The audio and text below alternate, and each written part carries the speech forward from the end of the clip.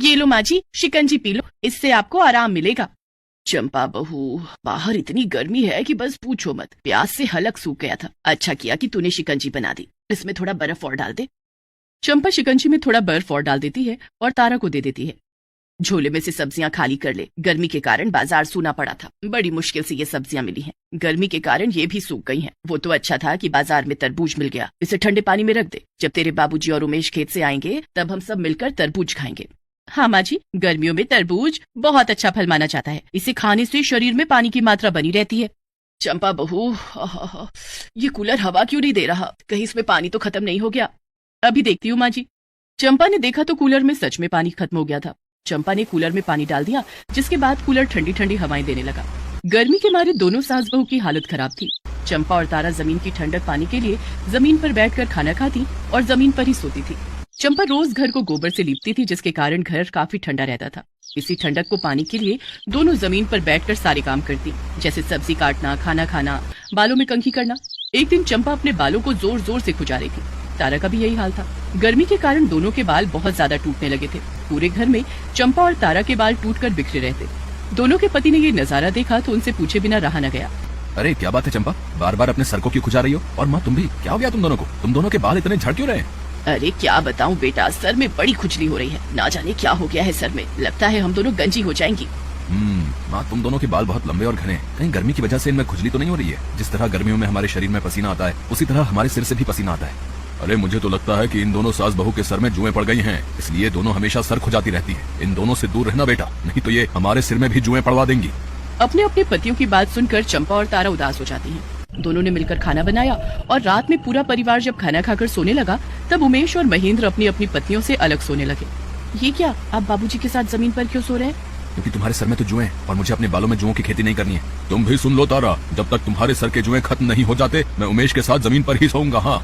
अपने बारे में ये सुनकर चंपा और तारा बेहद दुखी हो जाती है। अगली सुबह, चंपा बहू, मुझे डर है कि हमारी सर की खुजली के कारण कहीं हमारे पति छोड़ ना दे, हमें जल्दी इसका कुछ इलाज करना होगा। हाँ माँ जी, आप ठीक कह रही हैं।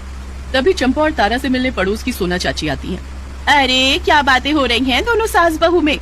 अरे आओ आओ सोना, क्या बताऊं, इस गर्मी ने तो हमारा जीना मुश्किल कर दिया है। लगता है कि ये गर्मी हमें हमारे पतियों से अलग करवा के ही मानेगी।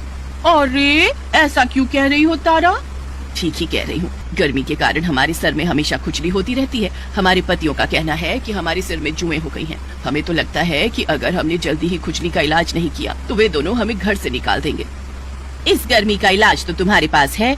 हमारे पास इलाज है? कौन सा इलाज? गोबर। तुम दोनों सास और बहू अपने अपने बालों में गोबर का लेप लगाना शुरू कर दो। क्या, बालों में गोबर का लेप? हाँ चंपा बहू, अब देखो ना, तुम घर को रोज गोबर से लीपती हो, जिसके कारण घर कितना ठंडा रहता है। उसी तरह गोबर तुम दोनों के सर को भी ठंडा रखेगा। गोबर लगाने से तुम दोनों के सर की जुएं भी खत्म हो जाएंगी। इतना ही नहीं, तुम दोनों के बाल मुलायम और चमकीले हो जाएंगे। लेकिन सोना, हमने तो कभी किसी को बालों में गोबर लगाते हुए नहीं देखा। अरे ये बालों की परेशानी दूर करने का बहुत पुराना इलाज है। मैंने अपनी नानी को अपने बालों में गोबर लगाते हुए देखा था। गोबर लगाने के कारण उनके बाल बहुत सुंदर और मुलायम थे, उनके बालों में जुएं भी नहीं थी। अच्छा सोना चाची, गोबर को बालों में कैसे लगाना है? देख चंपा बहू, गोबर में थोड़ी सी मिट्टी और थोड़ा सा पानी मिलाकर उनका गाढ़ा लेप तैयार कर लेना। फिर उस लेप को अपने बालों में रखकर 1 घंटा उसे सुखा लेना और फिर बालों को पानी से धो लेना। ठीक है सोना चाची, हम दोनों आज ही अपने बालों में गोबर का लेप लगाएंगे। ठीक है, तुम दोनों सास बहू गोबर का लेप लगाओ, मैं चलती हूँ।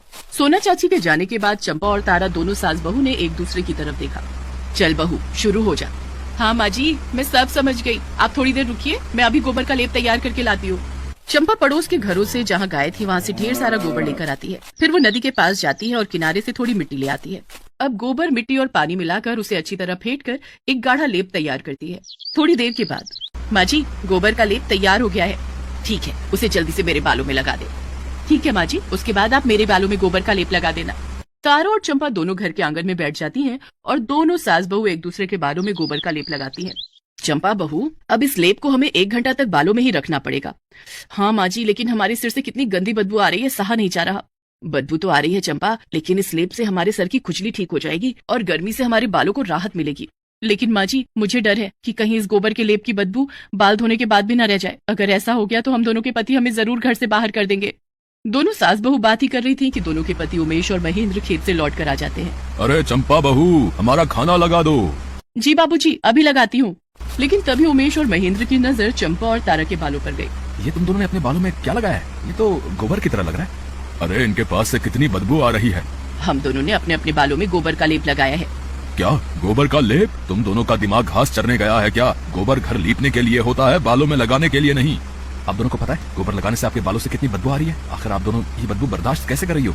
हम क्या करते, हमारे पास और कोई रास्ता ही नहीं था। गर्मी के कारण हमारे सिर में बहुत खुजली हो रही थी और जुएं भी हो गई थी।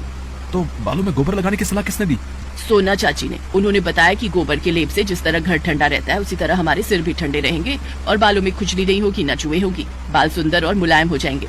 भाई तुम दोनों को जो करना है करो, लेकिन अब तुम दोनों रसोई में मत जाना, हम अपना खाना खुद निकाल लेंगे। पिताजी आप बैठिए, मैं खाना निकाल कर लाता हूँ। उमेश खाना निकाल कर लाता है और दोनों बाप बेटे खाना खाकर खेत पर चले जाते हैं। देखा माँ जी, पहले तो ये लोग हमारे साथ एक खाट पर नहीं सोते थे, अब तो ये दोनों हमारे हाथ का खाना भी नहीं खा रहे हैं। परेशान मत हो चंपा बहू, सब ठीक हो जाएगा। देखना इस गोबर के लेप से हमारी सारी परेशानी दूर हो जाएगी। अच्छा अब ये लेप सूख गए हैं, चल बालों को धो लेते हैं। दोनों सास बहू कुएं के पास जाकर अपने अपने बाल धोने लगी। कुएं के आसपास पानी भर रही गांव की औरतें उनके बालों में गोबर लगा देखकर उनका खूब मजाक उड़ाने लगी। माँ जी, ये सब हमारा मजाक उड़ा रही हैं। हमारे सिर पर गोबर लगा है ना, इसीलिए हमें देखकर हंस रही हैं। तू इनकी तरफ ध्यान मत, जल्दी जल्दी बालों को धोकर घर चल। दोनों सास बहू अपने बाल धोकर घर आ जाती हैं। उसके बाद भी उनके बालों से गोबर की बदबू आ रही थी, लेकिन उन्हें गर्मी से राहत जरूर मिल गई थी। चंपा बहू, गोबर का लेप लगाने से सिर को कितनी ठंडक मिली है। आज तो बालों में खुजली भी नहीं हो रही है। हाँ माँ जी, मुझे भी बहुत आराम मिल रहा है। अब हम पूरी गर्मी अपने बालों में गोबर का लेप लगाएंगे। चंपा और तारा दोनों सास बहू अब पूरी गर्मी अपने अपने सिर में गोबर का लेप लगाती। उनके पतियों को इस बात से चिढ़ तो होती थी, लेकिन वो दोनों ये देखकर खुश थे कि अब चंपा और तारा अपना अपना सिर नहीं खुजाती थी और न उनके बाल टूटते थे। कुछ ही दिनों में चंपा और तारा के बाल पहले से ज्यादा घने, सुंदर, चमकदार और मुलायम हो गए थे। उनके बालों की खूबसूरती के चर्चे पूरे गांव में होने लगे। ये देखकर दोनों के पति भी बेहद खुश थे। क्या बात है तारा, तुम्हारे बाल तो पहले से भी ज्यादा सुंदर हो गए हैं। ये सब गोबर के लेप का कमाल है। गोबर लगाने से मेरे और चंपा के बाल पहले से ज्यादा खूबसूरत हो गए हैं। गोबर का लेप सिर्फ घर के लिए ही नहीं बल्कि बालों के लिए भी बहुत लाभदायक है।